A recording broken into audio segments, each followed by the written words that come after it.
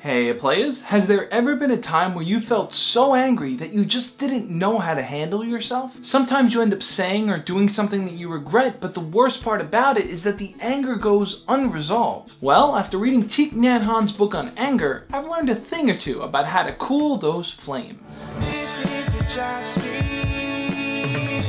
Watching the Josh Speaks.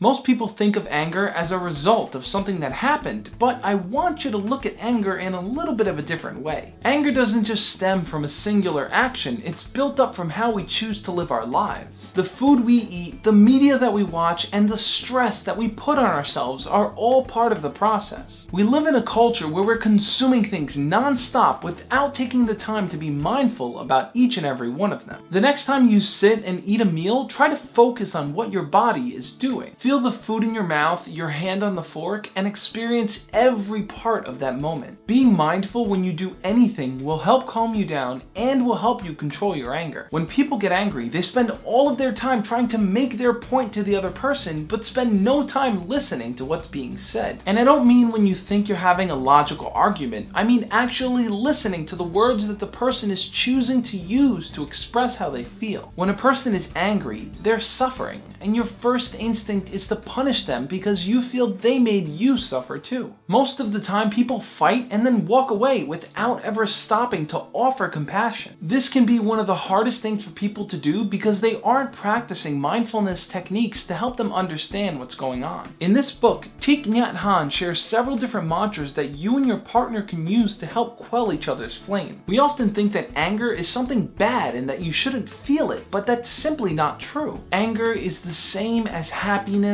or sadness or joy. All of these emotions are real, but it's when we let these emotions get tied up with our ego that we forget that they are what connect us to the world. By being compassionate with the person that you're speaking to, you'll help them work on their anger as well. It doesn't always mean that you have to solve everything in that moment. Be aware of what made you angry and agree with your partner to talk about it when you both feel ready to do so. It could be a day, a week, or even a month. Just make sure to set aside that time to work towards hearing each other out. If you find yourself getting enraged, understand those feelings and breathe along with its rhythm. Thich Nhat Hanh points out that anger is like a fan that's been turned off. You should allow it to continue to spin until it's finally reached its state of complete calmness. Once you've recognized your anger and are willing to listen to your partner, practice active listening, which means to just hear them out without saying anything. Some people think that by yelling or punching a pillow, it allows you to release your anger, but it also depletes you of the energy that you need to understand it. Letting out all that stress feels good, but it doesn't let you fix the situation with your partner. Without communication, no real understanding is possible. Acting out of anger is a sign that you're suffering, so work with your partner to resolve that anger peacefully. What do you guys think though? What's one thing that you want to start doing to help you calm your anger? Leave your creative comments below and we'll talk about it. I think Thich Nhat Hanh really opens up your mind in this book, not just to anger, but to bringing yourself to a better state of enlightenment. To quote Prince Zuko imitating General Iroh from Avatar: The Last Airbender,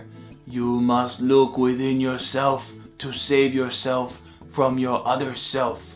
Only then will your true self reveal itself." As always guys, love and peace.